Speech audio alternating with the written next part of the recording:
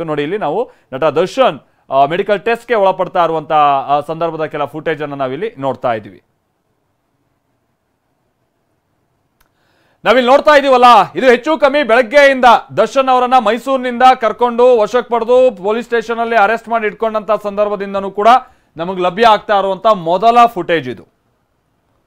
So ಬಹಳ ಮಂದಿ ಅವರ ಅಭಿಮಾನಿಗಳಾಗಿರ್ಬೋದು ಅಥವಾ ಸಹಜವಾಗಿ ಕೆಲ ಕುತೂಹಲ ಇರುವಂತ ಮಂದಿ ಇರ್ತಾರೆ. ದರ್ಶನ್ ಅವರು ಬೆಳಿಗ್ಗೆಯಿಂದ ಕರ್ಕೊಂಡ್ ಬಂದಿದ್ದಾರಲ್ಲ, ಯಾವ ರೀತಿಯಾಗಿ ಅವ್ರನ್ನ ಟೆಸ್ಟ್ಗೆ ಅಂದ್ರೆ ವಿಚಾರಣೆಗೆ ಒಳಪಡಿಸಿರ್ಬೋದು, ಮತ್ತೊಂದು ಮಗದೊಂದು ಅನ್ನುವಂಥದ್ದು ನೋಡಿ ಫಸ್ಟ್ ಫುಟೇಜಸ್ ನಾವು ನೋಡ್ತಾ ಇದೀವಿ. ಇದು ಕೂಡ TV9 ಅಲ್ಲಿ ನೀವು ಗಮನಿಸ್ತಾ ಇರುವಂತ ಕೆಲ ಎಕ್ಸ್ಕ್ಲೂಸಿವ್ ಫುಟೇಜ್ ಅನ್ನ ನೋಡ್ತಾ ಇದ್ದೀರಾ.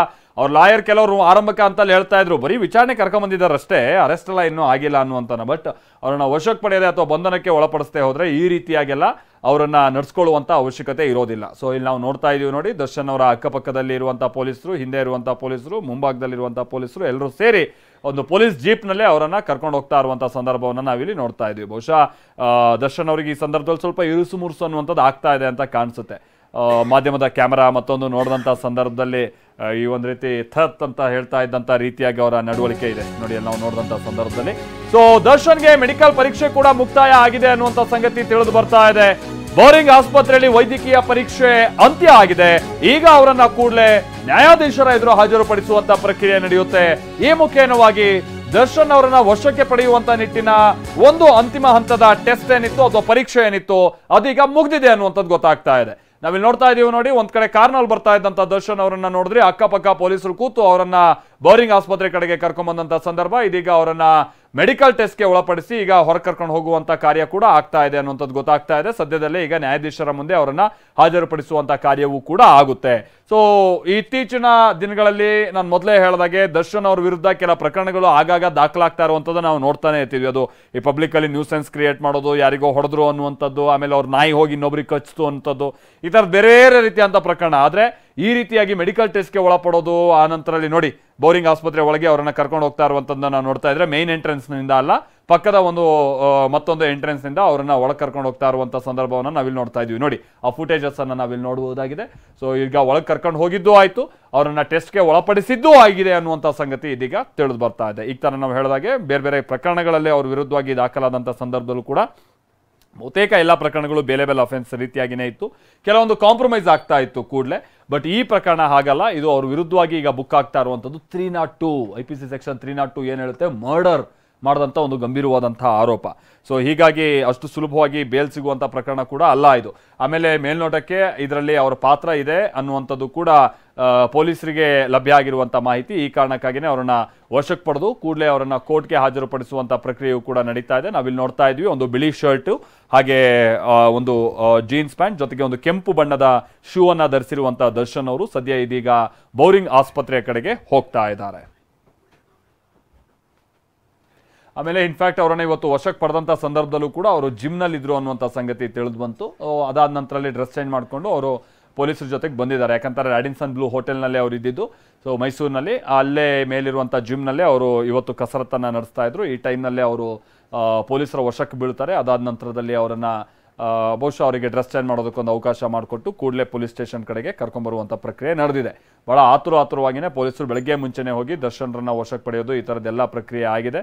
ನಾವಿಲ್ಲಿ ನೋಡ್ತಾ ಇದ್ದೀವಿ. ಇತ್ತೀಚಿನ ದಿನಗಳಲ್ಲಿ ಈ ರೀತಿಯಾಗಿ ಪ್ರಕರಣ ದಾಖಲಾಗ್ತಾ ಇತ್ತು ಬಿಟ್ಟರೆ ಅವರನ್ನ ಸ್ಟೇಷನ್ಗೆಲ್ಲ ಕರ್ಕೊಂಡು ಹೋಗುವಂಥದ್ದು ಈ ಥರದ್ದೆಲ್ಲ ಅಥವಾ ವಶಕ್ಕೆ ಪಡೆಯೋದು ಈ ಥರದ್ದೆಲ್ಲ ಪ್ರಕ್ರಿಯೆಗಳು ಅಷ್ಟಾಗಿ ನಡೀತಾ ಇರಲಿಲ್ಲ. ಬಟ್ ಈಗ ಹಾಗಲ್ಲ, ಅವರನ್ನು ನ್ಯಾಯಾಂಗ ಬಂಧನಕ್ಕೆ ಒಳಪಡಿಸಬಹುದಾದಷ್ಟು ಮಟ್ಟಿಗೆ ಕರ್ಕೊಂಡು ಹೋಗ್ಬೋದು. ಈಗ ಫಸ್ಟ್ಗೆ ಪೊಲೀಸ್ ಕಸ್ಟಡಿ, ಅದಾದ ನಂತರದಲ್ಲಿ ಜುಡಿಷಿಯಲ್ ಕಸ್ಟಡಿಗೂ ಕೂಡ ಅವರನ್ನು ತಳ್ಳಬಹುದಾದಷ್ಟು ಮಟ್ಟಿಗಿನ ಗಂಭೀರ ಆರೋಪ ಈಗ ಅವ್ರ ವಿರುದ್ಧವಾಗಿ ಕೇಳಿಬಂದಿರುವಂಥದ್ದು. ಹೆಚ್ಚು ಕಡಿಮೆ 2011ರ ಸಂದರ್ಭದಲ್ಲಿ ಅವರ ಪತ್ನಿ ವಿಜಯಲಕ್ಷ್ಮಿ ಮೇಲೆ ಇದೇ ರೀತಿಯಾಗಿ ಹಲ್ಲೆ ಮಾಡಿದ್ದಾರೆ ಅನ್ನುವಂಥದ್ದು ಆರೋಪ ಎಲ್ಲ ಬಂದಾಗ ಆಗಲೂ ಕೂಡ ಬೇರೆ ಬೇರೆ ಸುದ್ದಿ ಆಗಿತ್ತು. ಭಾಳ ಸಿಗರೇಟ್ನಿಂದ ಸುಟ್ಟಿದ್ದಾರೆ, ಈ ಕೂದಲು ಎಲ್ಲ ಭಾಳ ಕಿತ್ತು ಹೋಗ್ಬಿಟ್ಟಿತ್ತು ವಿಜಯಲಕ್ಷ್ಮಿ ಅವ್ರದ್ದು ಅನ್ನುವಂಥ ರೀತಿಯ ಕೆಲ ಆರೋಪಗಳೆಲ್ಲ ಕೇಳಿ ಬಂದಿತ್ತು. ಅದಾದ ನಂತರ ತನಿಖೆ ಹಂತದಲ್ಲಿ ಅದೇನೇನಾಗಿದೆ ಅನ್ನೋದು ನಮ್ಗೆ ಗೊತ್ತಿರುವಂಥ ಸಂಗತಿನೇ. ಸೊ ಆಗಿನ ಸಂದರ್ಭದಲ್ಲಿ ಮಾತ್ರ ದರ್ಶನ್ ಅವರು ಹೀಗೆ ಮೆಡಿಕಲ್ ಟೆಸ್ಟ್ ಒಳಪಡಿಸೋದು, ಆಮೇಲೆ ಅವರನ್ನ ಪೊಲೀಸ್ ಕಸ್ಟಡಿ ಪಡೆಯೋದು, ಜುಡಿಷಿಯಲ್ ಕಸ್ಟಡಿ ಕೊಡೋದು, ಅಲ್ಲವ್ರು ಎದೆನು ಅಂತೇಳಿ ಮತ್ತೆ ಹೊರಬಂದು ಹಾಸ್ಪಿಟಲೈಸ್ ಆಗಿದ್ದು, ಇದೆಲ್ಲವೂ ಕೂಡ ನಡೆದಿತ್ತು. ಈಗ ಹೆಚ್ಚು ಕಡಿಮೆ ಇದಾದಂತಹ 13 ವರ್ಷಗಳ ಬಳಿಕವಾಗಿ ಅದೇ ರೀತಿಯಾದಂಥ ಮತ್ತೊಂದು ಪ್ರಕರಣದಲ್ಲಿ ಈಗ ದರ್ಶನ್ ಅವರು ಜೈಲಿಗೆ ಹೋಗಬೇಕಾದಂಥದ್ದು ಅನಿವಾರ್ಯತೆ ಬಂದಿದೆ. ಅದೇ ರೀತಿ ಅನ್ನೋದಕ್ಕಿಂತ ಅದಕ್ಕಿಂತ ಗಂಭೀರ ಆದಂಥ ಪ್ರಕರಣ ಇದು. ಪತ್ನಿಗೆ ಹೊಡೆದದ್ದು ಮತ್ತೊಂದು, ಹೌದು ಈಗ ಎಲ್ಲರ ಸಂಸಾರದಲ್ಲೂ ಕೆಲವೊಂದಷ್ಟು ಗಲಾಟೆಗಳಾಗುತ್ತೆ, ಬಹುಶಃ ದರ್ಶನ್ ಅವರು ಅದರಲ್ಲಿ ಮಿತಿಮೀರಿ ವರ್ತಿಸಿರ್ಬೋದು ಅಂತ ಸಹಜವಾಗಿ ಆ ಸಂದರ್ಭದಲ್ಲಿ ಅನಿಸ್ತಾ ಇತ್ತು. ಬಟ್ ಇಲ್ಲಿ ಹಾಗಲ್ಲ, ಅವ್ರ ಫ್ಯಾನ್ ಆಗಿದ್ರು ಕೂಡ ಆ ವ್ಯಕ್ತಿಯನ್ನ ಭಾಳ ಅವರು ಚಿತ್ರಹಿಂಸೆ ಕೊಟ್ಟು ಸಾಯಿಸಿರುವಂಥ ಒಂದು ಭಾಗದಲ್ಲಿ ಅವ್ರದ್ದು ಕೂಡ ಪಾತ್ರ ಇದೆ ಅನ್ನುವಂಥದ್ದು ಒಂದು ಆರೋಪ. ಯಾಕಂತಂದರೆ ಒಬ್ಬ ವ್ಯಕ್ತಿನ ಕರ್ಕೊಂಬರೋದು 1 ಗಂಟೆ 2 ಗಂಟೆ ಆದರೆ ಓಕೆ, ದಿನ ಇಡೀ 2 ದಿನ ಒಂದು ಶೆಡ್ಡಲ್ಲಿ ಕೂಡಾಕೋದು, ಅವಕಾಶ ಸಿಕ್ಕಿದಾಗೆಲ್ಲ ಹೊಡೆಯೋದು, ಹೋಗೋದು, ಕುಡ್ಕೊಂಬರೋದು, ಮತ್ತೆ ಹೊಡೆಯೋದು, ಸಿಗರೇಟಲ್ಲಿ ಸುಡೋದು, ಬರೆ ಹಾಕೋದು, ಅಲ್ಲಿರುವಂಥ ತಗಡಿನ ಶೀಟ್ಗಳಿಗೆ ಆತನ ತಲೆಯನ್ನು ಗುದ್ದೋದು, ಭಾಳ ರಭಸವಾಗಿ ಆತನ ಮರ್ಮಾಂಗಕ್ಕೆ ಒದೆಯೋದು, ಇದೆಲ್ಲವೂ ಕೂಡ ಭಾಳ ಕ್ರೂರದಲ್ಲಿ ಕ್ರೂರತ್ವವಾದಂಥ ಒಂದು ಸಂಗತಿಗಳಾಗಿರುತ್ತೆ. ಸೊ ಅಂಥದನ್ನು ದರ್ಶನ್ ಮಾಡಿದ್ದಾರೆ ಅಥವಾ ಅವ್ರ ಟೀಮ್ ಮುಖೇನವಾಗಿ ಮಾಡಿಸಿದ್ದಾರೆ ಅನ್ನುವಂಥದ್ದು ಅವ್ರ ವಿರುದ್ಧವಾಗಿರುವಂಥ ಆರೋಪ. ಅದಕ್ಕೆ ತಕ್ಕ ಹಾಗೆ ನಾನು ಈಗ ತಾನೇ ಹೇಳಿದಾಗೆ ಆ ಸ್ಥಳದ ಸುತ್ತಮುತ್ತ ಅವರ ವೆಹಿಕಲ್ ಕೂಡ ಮೇಲಿನ ಮೇಲೆ ಓಡಾಡಿರುವಂಥದ್ದು ಕೂಡ ಭಾಳ ಕ್ಲಿಯರ್ ಇದೆ. ಅದು ಎಷ್ಟೊತ್ತಿಗೆ ಅದು ಯಾವುದೋ ಆರ್ ಆರ್ ನಗರದ ಒಂದು ಪಬ್ನಲ್ಲಿ ಅವರು ಪಾರ್ಟಿ ಮಾಡಿಕೊಂಡು ರಾತ್ರಿ 3 ಗಂಟೆ 4 ಗಂಟೆ ಸಂದರ್ಭದಲ್ಲೆಲ್ಲ ಇಲ್ಲಿ ಓಡಾಡ್ತಾ ಇದ್ದಂಥದ್ದು ಕೂಡ ಈಗ ಕ್ಲಿಯರ್ ಆಗಿ ಗೊತ್ತಾಗಿರುವಂಥ ಸಂಗತಿ. ಸೊ ಈ ಕಾರಣಕ್ಕಾಗಿನೇ ಇದು ಬಹಳ ಸಮಸ್ಯೆಯನ್ನು ತಂದೊಡ್ಬಹುದಾದಂಥ ಚಾನ್ಸಸ್ ಇದೆ. ಸೊ ಇನ್ನು ನೋಡೋಣ, ಈಗ ದರ್ಶನ್ ಅವರನ್ನ ಈಗ ವೈದ್ಯಕೀಯ ಟೆಸ್ಟ್ಗೆ ಒಳಪಡಿಸಿ, ಬಟ್ ಪವಿತ್ರ ಗೌಡ ಅವರು ಈ ಸಂದರ್ಭದಲ್ಲೂ ಕಂಡಂಗೆ ಆಗಿಲ್ಲ, ಅವರನ್ನು ಕೂಡ ಈಗ ವಶಕ್ಕೆ ಪಡೆದಿದ್ದಾರೆ, ಅರೆಸ್ಟ್ ಆಗಿದ್ದಾರೆ ಅನ್ನುವಂಥದ್ದು ಗೊತ್ತಾಗಿರುವಂಥ ಸಂಗತಿ. ಸೊ ಅದಾದ ನಂತರದಲ್ಲಿ ಅವರನ್ನು ಕೂಡ ಈಗ ಮೆಡಿಕಲ್ ಟೆಸ್ಟ್ಗೆ ಒಳಪಡಿಸಬೇಕಾಗುತ್ತೆ. ಅದಕ್ಕೆ ಸಂಬಂಧಪಟ್ಟಂಗೆ ಮಹಿಳಾ ಸಿಬ್ಬಂದಿ ಕೂಡ ಬಹಳ ಸಜ್ಜಾಗಿ ನಿಂತಿದ್ದಾರೆ. ಅದಾದ ನಂತರದಲ್ಲಿ ಅವರನ್ನ ಪೊಲೀಸರ ನ್ಯಾಯಾಧೀಶರ ಮುಂದೆ ಹಾಜರುಪಡಿಸುವಂಥ ಪ್ರಕ್ರಿಯೆ ನಡೆಯುತ್ತೆ.